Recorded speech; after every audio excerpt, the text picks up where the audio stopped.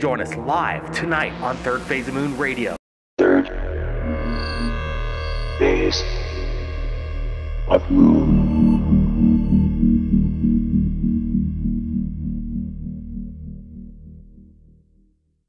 We have an unidentified flying object.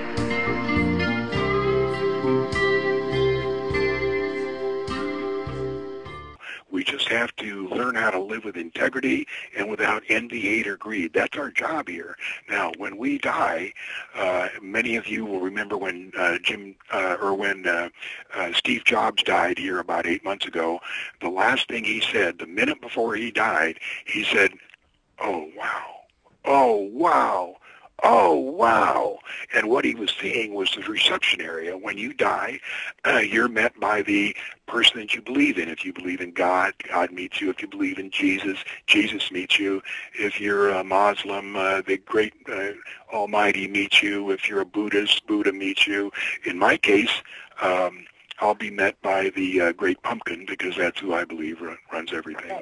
But anyway, you're met by this person, and he introduces you to all the people that you've met in previous lives. And then you're taken to a room, and you're shown all the wonderful things you have done all your life, and all the love you have given, and all the different things you've done. And then they tell you all the bad stuff you've done. And it's amazing that they could be presenting this in four-dimensional videos to you, how they could have remembered or how they could have recorded every little teeny mistake and bad thing you ever did in your life. But the decision is made then whether you have improved enough, learning how to live with integrity and without envy, hate, or greed, to continue on and stay in the fourth dimension, which is where you go after you die, or whether you have to come back to this Earth or another of the billion Earths, which are essentially prison planets, and which we're thrown different challenges each and every day to see how we handle them, to see if we can handle these challenges with integrity and without envy, hate, or greed. Now, the fourth dimension is what people call heaven, but if you'll take your what you think heaven is and multiply it by 1,000, that's what heaven is really like. It's really a great place, but unless you pass the test, you don't get to stay there. If you have passed the test, you get to stay there in the fourth dimension for a few lifetimes, and then you go on to the fifth dimension, the sixth dimension, and keep going up. There's no end to the dimensions, and there's no end to your life. You know, I'm glad you brought that up, because that was one thing I wanted to ask you was about the big pumpkin theory, or the great pumpkin theory, and you totally answered it right there. And this goes in line with what several of guests have spoken about, that they need to learn their lesson before they're moved on. And truthfully, between the two, I'd rather be told the bad before the good. That way I'm not left on a guilty note on that aspect. But I thought that was a very coincidental and dead-on accurate of what you said. One other really interesting thing I recall seeing about you, you had a book on Saturn. And in there, you showed something about rings. The rings being, there was like a giant a craft maybe in there. Do you recall that? Yeah, Norman Bergman wrote that book, and in those days, 10 years ago, they were selling for I think $40, and now they're around $3,000. But it's a fantastic book.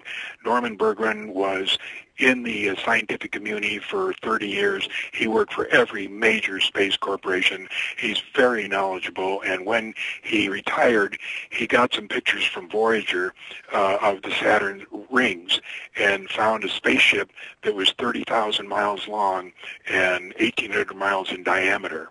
And he takes the reader of his book and walks him step by step to show how he figured it out, how he saw them, how he figured out what it did, and put it in this book. And it's just a fantastic book. But yes, they do have big spaceships, but those aren't the biggest spaceships. There are spaceships that are the size of this solar system. Can you tell the name of the book again for all the listeners? Yeah, the book is Norman Bergman.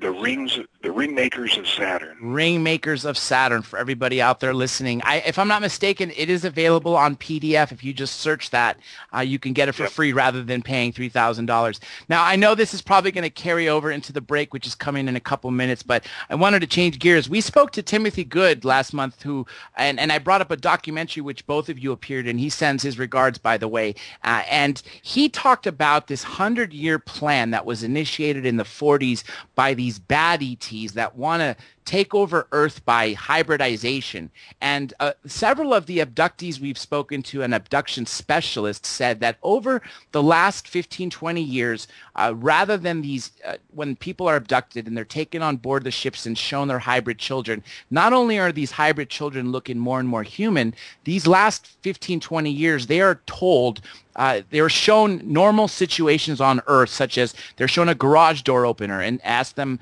to describe what it does, or shown a scene of a grocery store and say, what do you do there? What do you buy in there? And I was wondering to ask you, do you think that that's actually happening? Are they setting up to colonize us or to maybe live alongside us? No, they may do that to a few people. But the good ETs are in the background, and they eventually have control. They're letting the bad ETs take control. Now, the thing they call them bad ETs is they don't want us to have any new technology. They want us to not know about what's going on and not have any advances of technology, fuel-wise or electricity-wise. They just want to see us as we are now, but they certainly don't have control over the whole thing. Now, these bad ETs obviously are being fought by the good ETs, and when Bob Lazar was at S4, he said that several of the craft didn't look damaged, as if they were given to us. Were they given to us by the good factions? Yeah, and what they wanted to do was let us know that there was something bigger and better than us in the universe, and we were given some craft that were that damaged, some that weren't. But it's hard to tell which is which, because those highly, highly technical flying saucers are grown on a vine, like we grow grapes on a vine, and they're intelligent. They have their own, they're sentient. They can do stuff by themselves, and also they can regrow themselves. For instance, the wrecks at Roswell, wherever they took them, they grew back together until they were brand new. And those are like biorobots. We're going to pick this right back up when we come back from our final break. Everybody stay tuned. Third Phase of Moon Radio will be right back. Welcome back to the final leg of Third Phase of Moon Radio. I'm your host, Dr. J, and we are speaking to John Lear and, of course, Jeremy Kenyon Lockyer Corbell, who is producing the film on John Lear, which is ImmaculateDeception.com. And I figured, since before we get cut off at the end of the show, this will be the perfect time to do some plugins. Real quick, let me tell everybody, if you've captured anything amazing on video or camera, please send it to us via Skype or Facebook at Third Phase of Moon. Also, check out thirdphaseofmoon.net. Now, Jeremy, I'm going to give you the chance to do all the plugins real quick this time. Go ahead, Jeremy. All right, well, yeah, it's really simple, actually. So I've been filming with John for a number of years, over 3 now, and during this time, I've been kind of capturing the portrait of a pioneer. John's an explorer, and he investigates, not only the stars and UFOs, but also in the film, you'll see kind of the components of the human heart. So this is an interesting documentary because it'll be a real close look at John as an enigmatic character and as as an individual, which I think will give you a little sense to why and how he came to the conclusions that he's come to. Clearly, you can go to ImmaculateDeception.com, and that's a great way to be aware of what's going to be happening with the film. And, that's really it. You'll see it when it comes out, and I'm real excited to have been working on this as a director and just a filmmaker in general.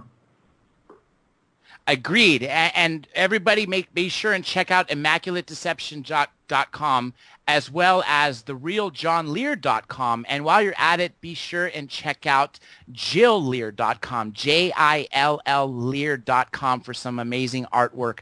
And speaking of your films, Jeremy, people can also see your stuff at jeremycorbell.com as well. And also, since we've been talking about the Truth Embargo, the Truth Embargo movie, is it truthem.movie.com or truthem.embargo.com? Yeah, well, I mean, look, all of that is born out of the citizenhearing.org, which you know a lot about, and Ruben Langdon and myself are busy getting together all of the footage, and we're in the final edit. It's actually we're about to go to press with a bunch of all of the testimony over the 5 days, plus from the citizen hearing. So the citizenhearing.org or citizenhearing.org is a great way to look at the testimony. Don't take my word for it. Listen to the testimony. Those DVD packages will be coming out. Additionally, from that, there is a documentary called truthembargomovie.com. That's where you can go see it. And that's a totally separate topic born from the citizen hearing. But again, we're here talking with and about John Lear, and that's our movie, is Immaculate Deception.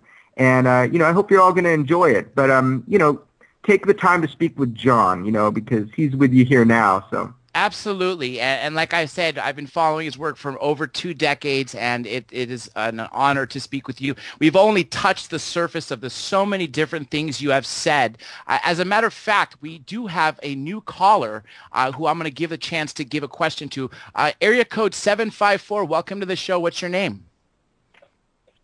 Hello? Yes, welcome to the show. What's your name? How you doing here? Hi, how you doing?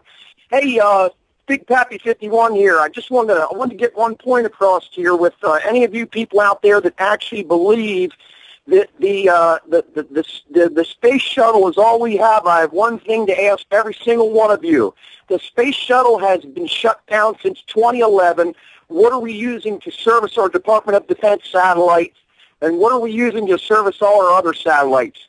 It's the secret space program, SPAY-WAR, the Solar Warden. That was actually one of the topics I had to ask you about, Mr. Lear. Do you know anything about Solar Warden?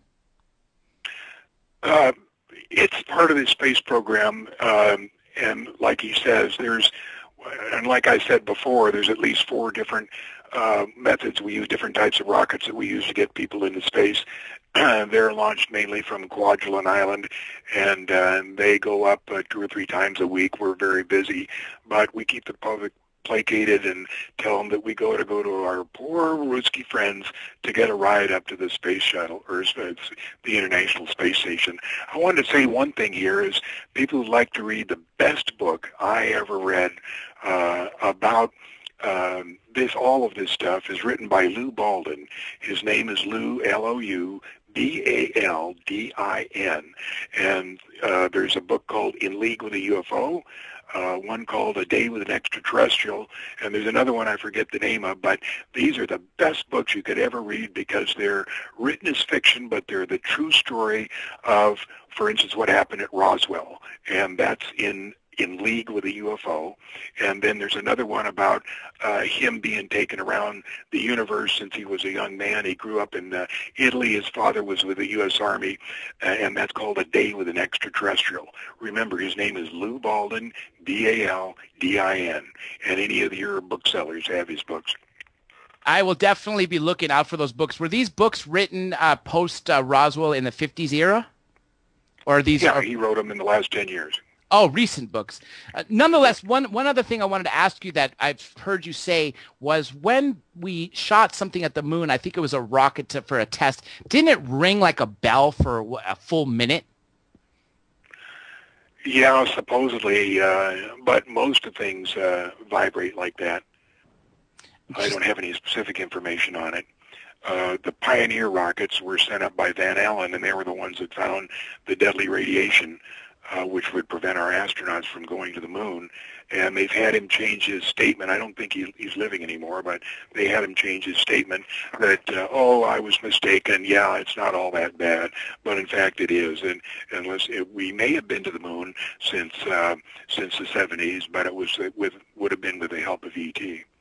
We are actually joined by yet another caller, Wingman. Welcome to the show. Do you have any questions for Mr. Lear or Mr. Corbell?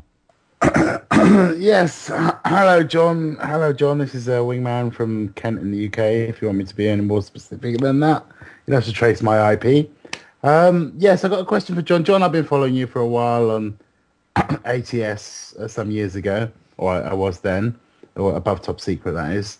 My question is that you mentioned it will be about 300 years of disclosure before disclosure, and yet that kind of concerns me slightly because I'm hoping that you know, and I definitely know that it would only take a small collective of people to tap into those higher streams of consciousness to invoke a contact of sorts.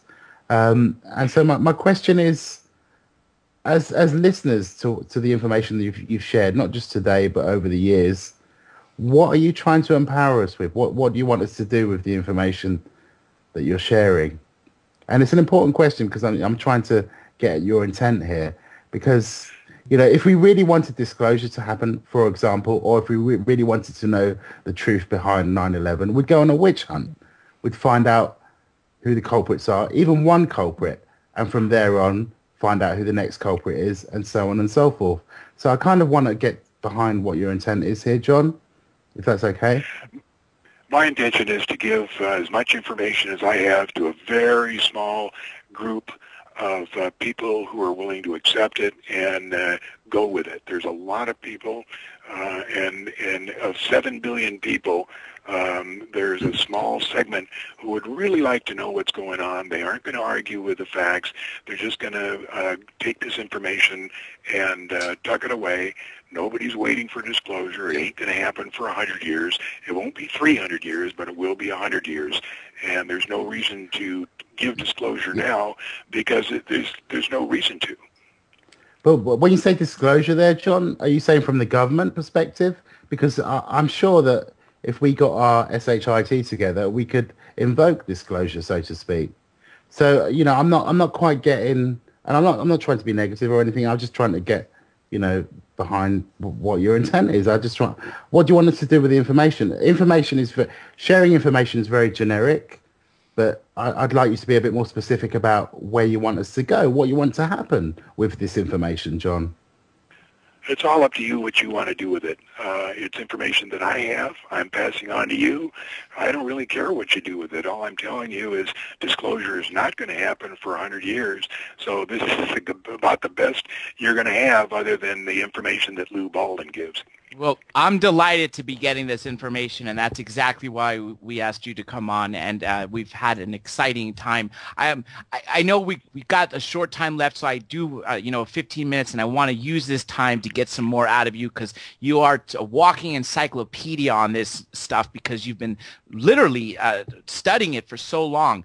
Now, going back to the 50s, Eisenhower met with the ETs and formed a treaty in 1954 at Muroc Airfield, which is now known as Edwards Air Force Base. Is that correct? Yes. Eisenhower wouldn't agree to their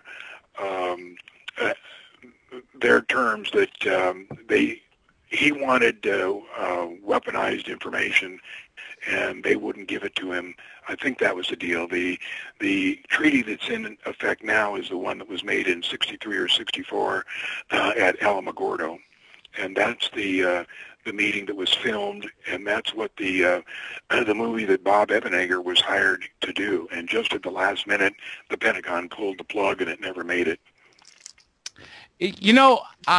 Also back to Area 51, when you mentioned that Bob Lazar near the end of his tenure at S4, all he remembered was boarding the plane and then leaving the plane and nothing in the middle. Didn't he have an instance of time travel on base, of some sort of experiment or something where he'd spent a certain amount of hours, and when he realized that the sun had moved a position of maybe possibly of an hour, but really 8 hours had passed? Can you elaborate on that story? Yeah, I remember this. I don't remember the story. I remember something like that happening, but over the years, I'm 71 now. I'm starting to lose, some of my memory. And yeah, I remember something about that, but I don't remember what the details are. Gotcha. You know, I do remember that they made a big deal of getting all their jewelry and watches and everything before they actually went on base at S4. And I'm not sure whether that had to do with them being aware of the time that was passing or not passing.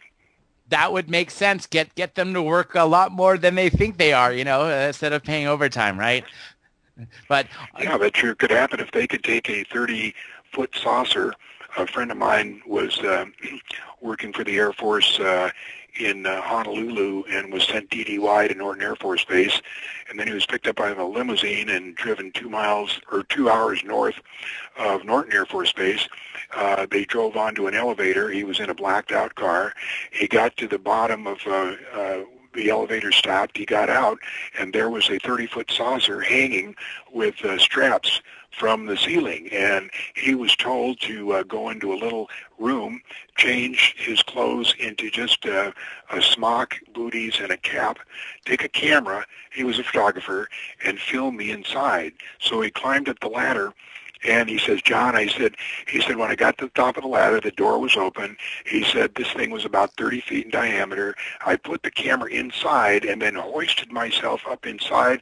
And John, I was so shocked. He said, I could have taken a football and thrown it and not hit the other side. It was at least 300 feet in diameter. And he said, I was so shocked that I went back out on the ladder to look at the thing, and it was still 30 feet, looked back in the saucer, and it was 300 feet in diameter. So that's one of the things they can do, space-time. so it was literally 10 times larger once you got inside versus what it was on the outside as far as mass. Yeah. That is truly an amazing thing. One thing you mentioned before break, which I totally agree with, when you were talking about these saucers being seamless and having like almost as if they're bio-robots, thought-controlled, as if they're living organisms repairing themselves. I heard that a lot, and some people even state that these things are printed or made out of 3D printers, and that's why there's no rivets or anything like that. And of course, they're, like you said, glorified robots, just like the way the Greys roll off an assembly line, so do these. And I was wondering if you could elaborate a little more on that, because I know you got cut off by the break. Yeah, the Greys are glorified robots. They're vastly more intelligent than we are, but they're essentially robots. They work for either the bad ETs or the good ETs or anybody who wants to, and I don't know how it's divvied up. I don't know how you get to use them or who controls them, but they are made on Zeta Reticuli. I've heard this story of Serpo and us going to Zeta Reticuli. I don't believe it. I heard the story many years ago that 3 people went there, and 2 came back. 1 died there. The story that Serpo is considerably more people went there. I don't believe it, but what do I know? The saucers, yes, are sentient. They can think, and they can grow themselves into complete saucers after their damage. Another thing, this is, again, unrelated to this particular point, but something that I've heard you say. Well, first of all, as everybody knows, people disappear daily, and there's no trace of them whatsoever. And every person can't be accounted for by a murder or taken by a kidnapper or something like that. Do you think people are taken to be mutilated, or do you think people are just taken and taken off to other planets, or maybe are these people not humans at all? Well, the human mutilations is a very classified subject, and I don't hear too much about it, except the fact it is true. It does happen, but not very often. I remember reading a report, Air Force report, that came in Grudge 13 about a guy that was out of the Alamogordo base and got mutilated. It was a pretty gruesome story. But yes, that does happen. As far as the disappearance, there are children and people that disappear every day, and nobody knows where they went, and I certainly don't know where they went. I remember actually when I was speaking to Ryan Wood, and he was talking about that there was a crash and retrieval where they actually found human body parts on board, and I thought that was very interesting with what you said, because that kind of correlates what are they using for. And that also goes back to Dulce. A lot of people say that each level you go down is more restricted, and the lowest level there's no humans allowed. Do you know anything about that it's 7 levels deep, or is that just false information? Yeah, that's the 7 levels deep is where Nightmare Hall is, and that's where they do the crossbreeding of the humans and different kinds of animals. The saucer that they found the human parts in, that was an incident that happened in Vietnam, and there's several accounts of that, so I don't know what that means. Interesting. Nightmare Hall, the level 6, is that a joint U.S. Or joint human alien, or is it also or is it also restricted to humans? Restricted to aliens only? Humans work there with the ETs, and there are several different types of ETs that work there. That's all I know. Do you know what other bases on Earth or alien bases on Earth are? Because one of our researchers, a MUFON researcher, Preston Dennett, is considered the worldwide expert on the Pacific Ocean USOs, underwater unidentified submerged objects. And he says that right off the coast of Catalina, that there is actually 2 domes that possibly may be a base. Do you know anything about that? Yeah, they're underwater domes are all over the place. There's some north of Maui, and the U.S. Navy tries to keep track of all of them, but it's a very classified subject. You know, also in Nevada, there appears to be a submarine base. Is that true? Yes, under Hawthorne, Nevada, and the entrance, the 11 western states of the United States sits on a plate, and this plate sits on the Pacific Ocean. And the Navy enters on Monterey Bay. There's if you go to Google Earth, go to Monterey Bay, you'll see a canyon there, and it leads right direct into the shoreline at Monterey Bay, and that's where the submarines go down and enter this area, and they can go all over the western states. They can go to Lake Tahoe, they can go to Hawthorne, they can go to China Lake, they can go to Sandpoint, all different kinds of places. They're not limited because it's the ocean. And there was 2 submarines lost there. One was Thresher, and the other was, I'm trying to think of Skipjack, or one of the first two nuclear submarines were lost in there exploring it. And the reason they go at Hawthorne now, remember, they stay at the level of the Pacific Ocean, and so when they need a base, they just, like at Hawthorne, Nevada, there's an elevator that goes down 3,400 feet, because the elevation of Hawthorne is 3,400 feet. So they have 2 elevators, one's for cargo and one's for people, and they go down the 3,400 feet to the submarine pens that are under there. Now, the reason they have it at Hawthorne is just across the street is where all these weapons that a submarine would use are made. And instead of having to send these weapons north to Reno and San Francisco, or south to Los Angeles, San Diego, they just drive across the street, put it on the elevator, take it down to the submarine base under there, and then leave by the passage going out of Monterey Bay.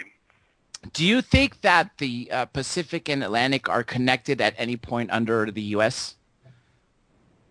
In a way that's possibly, you don't know. Okay. Nonetheless. No. The way the submarines get to St. Louis is up the Mississippi River.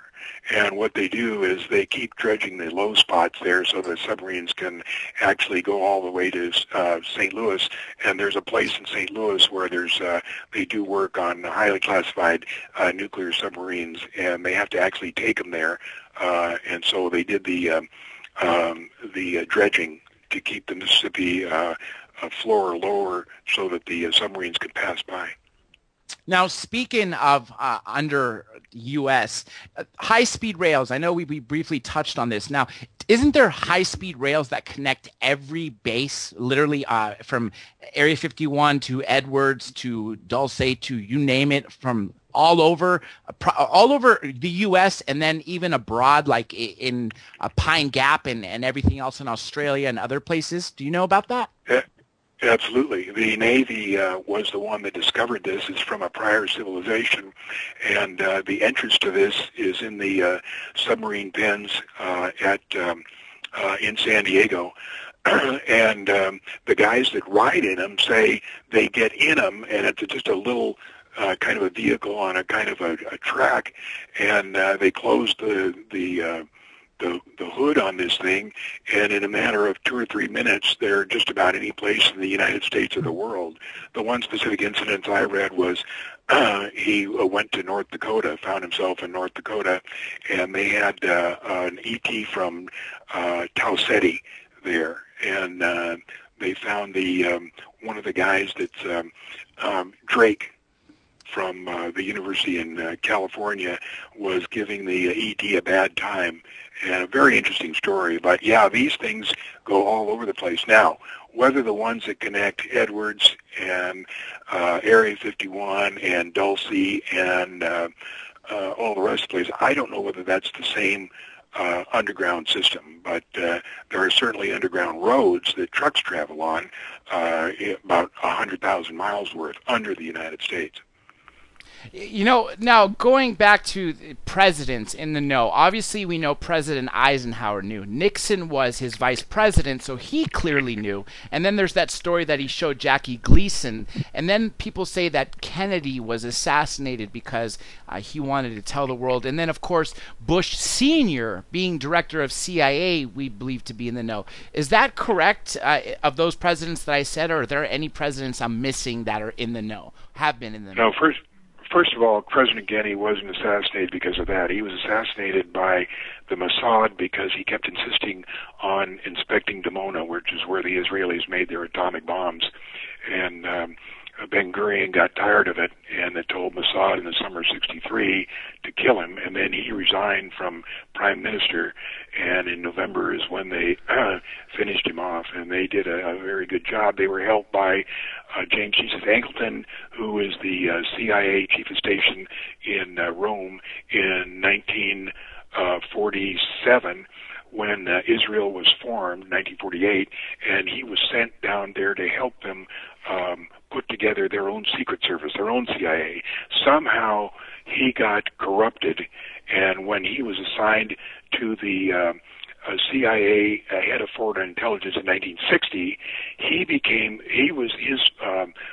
his raison d'etre was to find the Russian mole, and that whole his career until he was fired by Colby in 1972 was to find the Russian mole. The joke is he was the Russian mole because he was co-opted by Israel, who was passing all the information to the Russians. Now, as far as the what was the other question you had? The presidents in the know and the... Oh, yeah, the presidents in the know. The presidents are not told very much. 20 years ago is where my information is from, and comes from Bob Lazar's. The top secret is the lowest clearance you can get. Above that, there's 38 levels. There's 28 levels of top secret crypto that go top secret crypto 1, 2, 3, 4, 5, all the way up to 28. And then above that, there's 10 names. Umbra, Ultra, the top being Majestic. The Majestic, very few people get, and that's the one that Bob Lazar was being groomed for. But the President of the United States only has like top secret crypto 17. He's not told very much. He doesn't need to he doesn't need to know very much because he's a figurehead. He doesn't have anything to do with running the country other than the figurehead stuff. When he takes office, when a president takes office, somebody comes into his office the next day and tells him how it's going to work and what he's going to do. And basically that's how it worked. But they're not told very much. They're told, yes, there's aliens. We have a few dead aliens here if you want to see them, but that's all. Now, I heard the story of President Eisenhower when he asked to go see Area 51. They told him he wasn't cleared for it. He said, well, you better let me in or I'm going to take the First Army from Colorado and go in with him. And I don't know what happened after that. And everybody heard that at the citizen hearing. This brings us to the end of our show. Thank you, Mr. Lear. Everybody, next week, join us for Dr. Greer, and thanks again.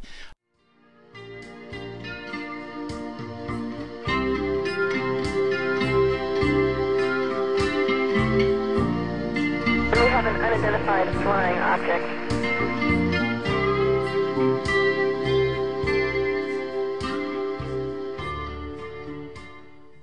Third phase of moon.